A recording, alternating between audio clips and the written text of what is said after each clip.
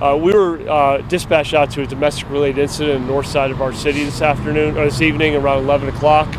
An individual committed aggravated assault and a number of other crimes related to possibly a fiancé or a girlfriend.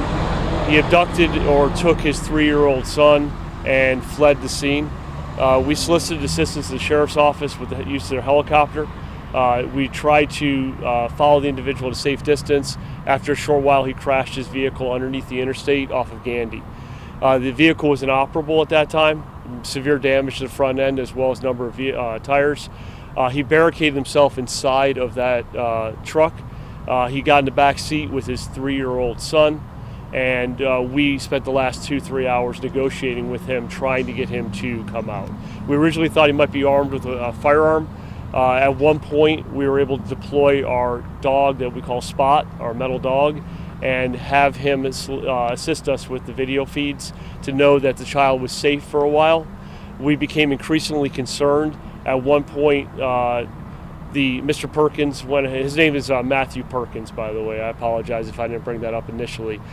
He utilized a pair of scissors and held them very close to the child's back of his neck and as well as the child's head.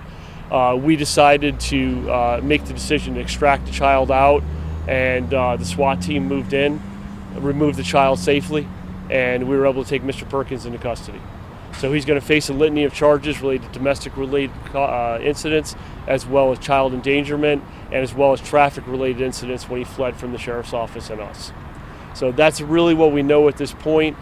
We deployed our SWAT team, our negotiating team, and everyone else to try to diffuse the situation. And having said that, we decided that we weren't going to wait any longer, and we made the decision to extract the child. The child is safe. That's all that's important right now.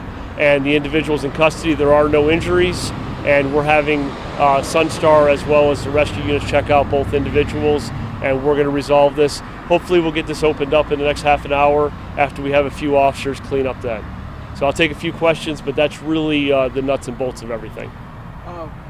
Mr. Perkins, while he was in the car, could you hear him saying anything upset about anything in specific? He refused to communicate with us in any way, shape, or form. We tried to contact him through his cell phones as well as through the armored vehicle that we have to can go back and forth and kind of make contact. He refused to make any contact with us. He essentially put himself in the back seat of the truck, put the child near on top of him, and a couple times he actually used the child as a shield. And the bottom line is at no point did he ever speak to us, even though we tried for well over 3 or 4 hours to try to get a dialogue going with him. Was there actually no weapon as far as a gun or anything in the car? As of right now, I was told that they did not find any firearms, but the fact is, as it went on, he armed himself with a pair of scissors, and we just did not feel comfortable that the child was that close to him, so we made the decision to get the child out of there. This robot dog's kind of new technology for the city. Was that vital in how you guys approached this situation? It was a tremendous asset. It allowed us to have the dog deploy, gave us a video feedback to kind of make these decisions so we can be safe not only for them but for us. And if the information that we got from that asset was terrific.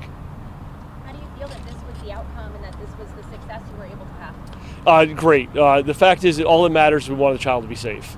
And as it got to be a little bit closer to the morning, we realized that he just was not going to give up, and he seemed to be a little more agitated as it went on. So the fact is the SWAT team did what they were trained to do. They did it perfectly, and the child was safe. We know this all started at 11:30ish last night, but how long were you guys actually out here on scene negotiating? The crash occurred, I believe, a little after 12:30, so we've been out here for a little over 4 or 5 hours.